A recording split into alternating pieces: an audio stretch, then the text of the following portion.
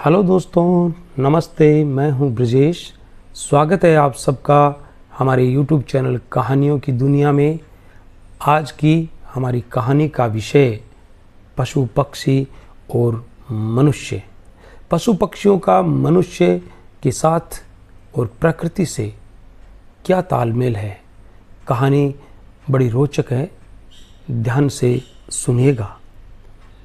खुले नीले आकाश में उड़ते हुए पक्षी कितने अच्छे लगते हैं। कुंजों की डार शाम को जब अपने घरों को वापस लौटती है तो कितना भला लगता है। मुर्गाबियों का दल उड़ते उड़ते एकदम तालाब के पानी में तैरने लगना, कोयल की मधुर आवाज़, चिड़ियों का चहचहाना, सब कुछ मन को कितना भाता है। मन चाहता है कि इन पक्षियों को घर के आंगन में पिंजरे में बंद करके रख लें और फिर इनकी नन्ही नन्ही हरकतें देखें, इनकी आवाज़ें सुनें, इनको दाना पानी दें और जब बीमार पड़े तो इनकी दवा दारू करें। प्राय ऐसा भी होता है कि अपने पालतू पशु पक्षियों को बीमार देखकर लोग स्वयं भी खाना पीना भूल जाते हैं। लेकिन कभी किसी ने ये भी सोचा कि मनुष्य अपने मनोरंजन के लिए भोले भाले पशु पक्षियों का शिकार भी करता है और इन्हें अपना भोजन भी बनाता है। लेकिन संसार में ऐसे भी मनुष्य होते हैं जो इनकी रक्षा के लिए अपने प्राण तक देने को तैयार हो जाते हैं।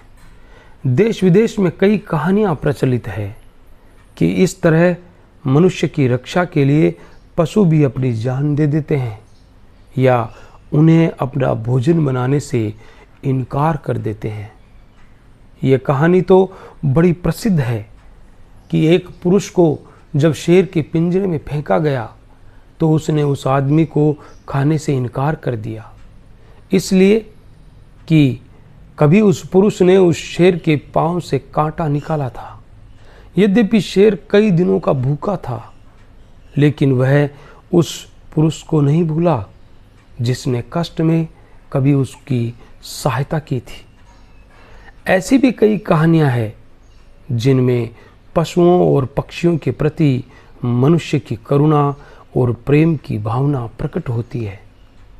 जरा कल्पना कीजिए कि किसी पक्षी या पशु को कोई शिकारी पकड़कर वध करने के लिए ले जाए और उसकी माँ बेचारी देखती रह जाए तो उसकी क्या दशा होगी। ऐसी अवस्था में हम क्या करेंगे? उसको मार डालेंगे या छोड़ देंगे? स्पष्ट है, छोड़ देंगे। यह सुबुक्तगीन ने किया। उसने हिरनी के बच्चे का शिकार किया और जब उसे पकड़कर घोड़े पर बिठाकर चल पड़ा तो उसने देखा कि हिरनी बेचारी बड़ी कातर दृष्टि से उसे देख रही है और उसके पीछे पीछे चली आ रही है।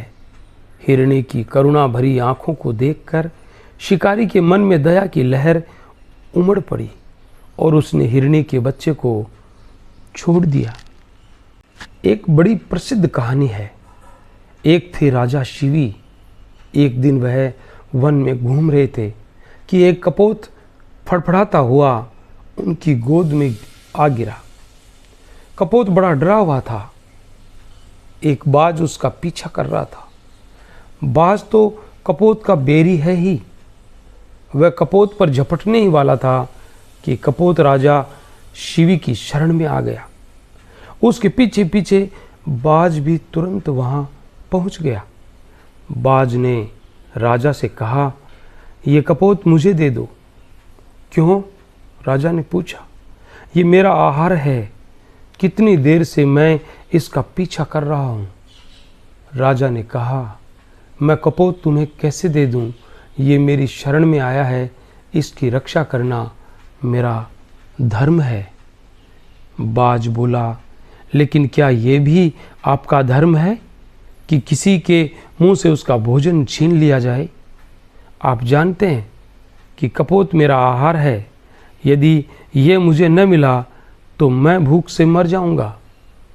मेरी पत्नी और बच्चे भी भूख से मर जाएंगे। एक छोटे से पक्षी की रक्षा के बदले इतने प्राणियों को मृत्यु का जिम्मेदार कौन होगा? राजा शिवी सोच में पड़ गए, लेकिन शरण में आए हुए कपोत को वह बाज का आहार बनने के लिए कैसे छोड़ दें? वह बोले, तुम इस कपोत के बदले जो चाहो ले लो। बाज बोला, यदि कपोत आपको इतना प्यारा है तो इसके बराबर आप अपने शरीर से मांस काट कर मुझे दे दें, मेरी भूख मिट जाएगी। राजा शिवी ने कपोत की रक्षा के लिए ये भी स्वीकार कर लिया। उन्होंने एक तराजू मंगवाया। तराजू के एक पलड़े में कपोत को रखा और दूसरे में अपने शरीर का मांस काट कर रखा। लेकिन कपोत का पलड़ा भारी रहा। राजा ने अपने शरीर से और मांस काटा और पलड़े पर रखा, लेकिन फिर भी कपोत का पलड़ा भारी रहा। राजा के लिए ये बड़ी विचित्र बात थी। वे अपने शरीर से मांस काटते जाते और तराजू पर रखते जाते, लेकिन वह कपोत के बराबर नहीं होता, उससे कम ही रहता। अंत में राजा स्वयं ही तराजू पर बैठ गए और कहने लगे, लो मेरा सारा शरीर खाकर अपनी भूख मिटाओ। ये कैसे हो सकता है कि एक नन्हा सा कपोत मनुष्य के शरीर से भी भारी हो? बात वास्तव में ये थी कि वह राजा इंद्र था और कपोत का रूप धारण किए हुए था अग्नि देवता। दोनों बाज कबूतर बनकर राजा शिवी की परीक्षा लेने आए थे। राजा शिवी इस परीक्षा में पूरे उतरे। ऐसी ही एक कहानी और है जिसमें राजा एक गाय की रक्षा के लिए अपने आप को शेर के सामने समर्पित कर देता है। ये कहानी है राजा दिलीप की। राजा दिलीप थे राजा रामचंद्र के पूर्वज। वह निसंतान थे, इसी कारण वह बड़े चिंतित रहते थे। एक दिन वह अपने गुरु विश्वामित्र के पास पहुंचे और बोले, भगवान मुझे उपाय बताओ कि मेरे कोई संतान हो। उन्होंने कहा कि यदि तुम 21 दिन तक ऋषि वशिष्ठ की गाय नंदिनी की सेवा करोगे तो तुम्हारी मनोकामना पूरी होगी। राजा दिलीप और उनकी पत्नी पूरी निष्ठा से नंदिनी की सेवा करने लगे। वे वनों में घूमते और गाय का पूरा पूरा ध्यान रखते। एक दिन क्या हुआ कि राजा ने देखा कि एक शेर ने नंदिनी को अपने पंजों में दबा रखा है। राजा ने तुरंत शेर को मारने के लिए तीर निकालने के लिए तरकश में हाथ डाला, लेकिन उसका हाथ तरकश से ही चिपक गया। वह हैरान खड़े रह गए। इतने में उन्हें सिंह की आवाज़ सुनाई दी। मैं कोई साधारण सिंह नहीं, देवताओं द्वारा भेजा गया सिंह हूँ। मैं इस गाय को खाकर ही अपनी भूख मिटाऊंगा। राजा दिलीप बोले, यदि तुम्हें अपनी भूख ही मिटानी है तो मुझे खा लो और इस निरीह गाय को छोड़ दो। ये कहकर राजा दिलीप ने अपने आप को शेर के हवाले कर दिया। लेकिन जो ही वह शेर के सामने बैठे, उन पर फूलों की वर्षा होने लगी। एक पशु के लिए एक मनुष्य को अपनी जान देने के लिए तैयार हो जाना कोई साधारण बात नहीं थी।